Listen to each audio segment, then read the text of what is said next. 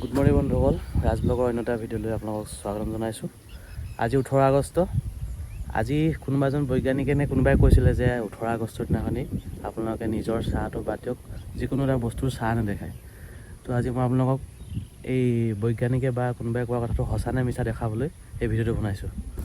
চাওক এতিয়া আপোনালোকে, মোৰ চাহ দেখিছেনে? এইটো মোৰ চাহ। এইবিলাক গছৰ চাহ পৰি আছে, দেখিছেনে?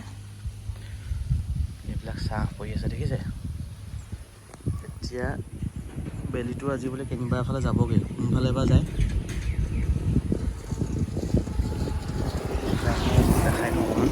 এইবোৰ দেখিছে, চাহেই চাহ। এইবিলাক চাহ পৰি আছে, দেখিছেনে? আজিৰ ভিডিঅ'টো ইমানেই আছিলে, ধন্যবাদ। যদি আপোনালোকে মোৰ ভিডিঅ' চাই ভাল পায়, চেনেলটো ছাবস্ক্ৰাইব